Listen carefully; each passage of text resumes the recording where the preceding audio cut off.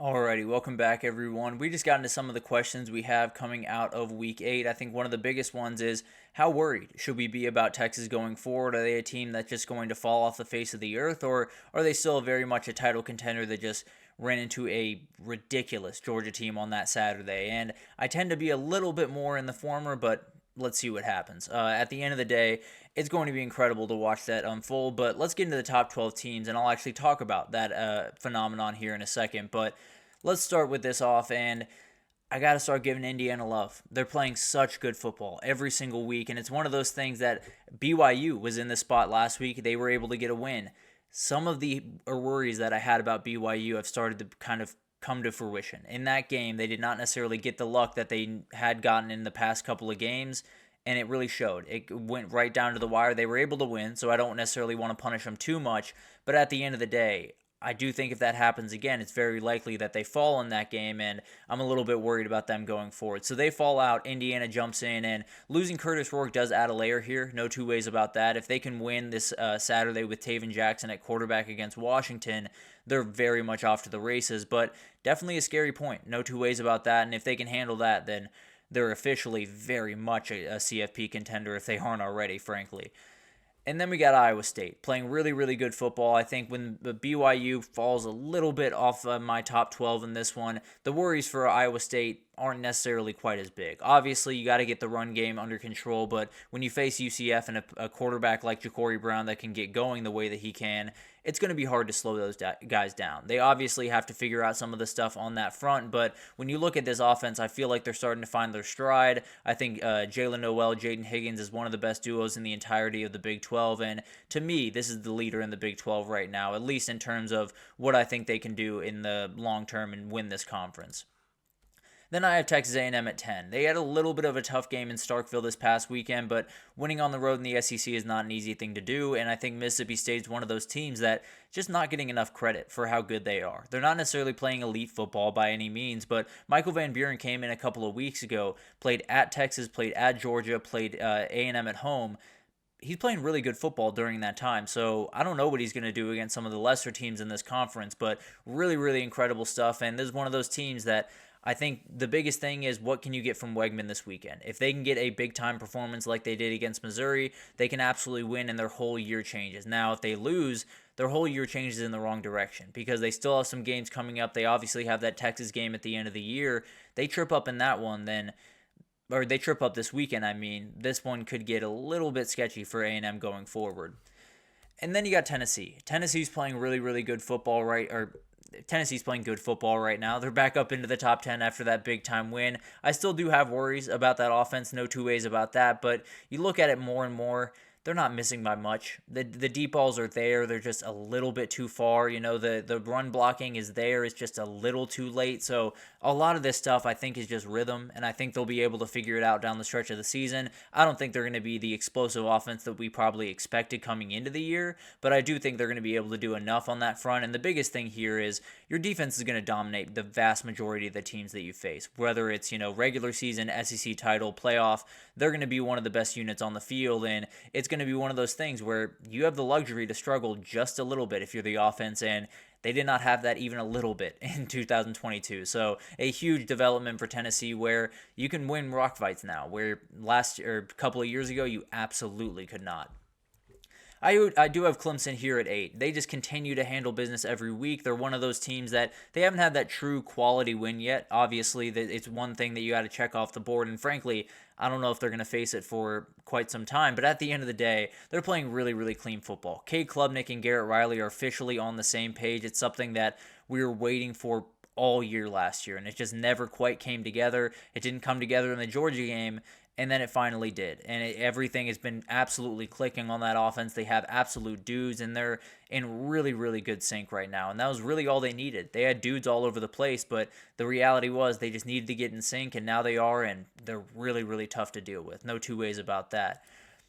And then you got Miami at 7. I did drop them just a little bit here because I continue to see the same things. I think there was a part of me coming even out of the Cal game that said, if this team can get into the bye week, they can get right, they can handle their business and go up to Louisville, get a big-time win, they'll be more than fine. And they did get a big-time win. I'm not trying to take away the win by any means.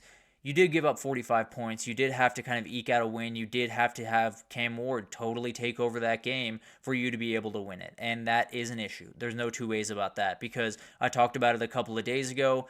Feels like the LSU team from last year. It feels like a team that has an elite quarterback, so many weapons on the outside, so many guys that are going to play at the next level, and then the defense is just not going to be enough when they very badly need them to be. So they're one of those teams that I've been kind of flirting with dropping the last couple of weeks, and I think this was kind of just the final straw. Now, they could obviously right the ship. That defense could get better, and they could be more than fine down the stretch. But as of right now, I think they're one of those teams that is playing with fire and feels like they're getting closer and closer to that flame. Then we got LSU at 6. This team is absolutely for real. They're one of those teams that, in week 1, totally different than what we saw this past weekend. I mean, I can't even fathom how quickly Blake Baker and that entire defensive staff has been able to make a change around there. It's one of those things that you had hoped that this offense was going to be able to carry them a little bit more, and the offense has played well. No two ways about that. It's not been near what they had last year, and I didn't necessarily expect it to be near what they had last year, but the defense has taken a huge step up, and it's been absolutely remarkable to watch. Now, the big thing for LSU going forward is going to be just staying in the moment. There's so many big-time games coming forward. There's so many moments that you could stumble and find yourself on the outside of the playoff looking in. You just have to play really clean football. The defense has to stay very disciplined from start to finish. Garrett Nussmeier needs to continue to just make the right play, not the one that he wants to make the most. A lot of these things just need to continue to happen, and LSU is going to be a team that is going to be a problem to deal with the rest of the way. I think I picked them in my redo, I picked them to make the SEC title. Feel pretty good about that right about now, if I'm being honest. And then I do have Texas at 5. I could have dropped them further. No two ways about that. I think there was an ability to drop them all the way down to 8 or something like that. But when I look at this team, when I rewatch all that game, there are a lot of things that can be fixed. And there are a lot of things that can just be fixed by Quinn Ewers going out there with a little bit better, clearer of a mind. I think that was probably the biggest thing, and you saw it in the second half, was able to kind of reset himself the way that Sark said he would, and he came out there and in the second half was far from perfect, but was a lot better. It was pretty much what you kind of expected to see from Quinn Ewers against that defense, and the reality was he just got shell-shocked, at least from my perspective. I think they just got shell-shocked. I think they just got on one Saturday. It happened to UGA earlier in the year. If Texas has some of the same issues this week, they will drop quite a ways. I can promise you that. But at the end of the day, I'm not ready to say the goals for this team has changed even a little bit. They are still a team that can win a national title. They are still a team that expects to win a national title. So I'm not necessarily going to drop them too far. Definitely, this weekend will tell me a lot about how far I should drop them going forward. And then I have Ohio State at 4. They were hanging out this past weekend just watching all the craziness happen around them, so they felt pretty good about where they were at. And now they get to play Nebraska, and it's one of those games that Nebraska is coming off an absolute drubbing. You are feeling very, very good about where you are, although coming off a loss, but you get a little bit of a bye to kind of lick your wounds, figure out where you are, and keep moving forward. They should be able to dominate this game. And if they don't, then I think we have some issues. But at the end of the day, they're one of those teams that can get hot at any moment. There's no two ways about that. If Will Howard finds it a little bit more, if that offensive line gets going with some injuries right now, so definitely something to watch there. But if they can get going on that offensive side of the ball just that tinge more, they're going to be a problem to deal with. And obviously the defense had their fair share of troubles against Oregon, not trying to say the defense is perfect by any means.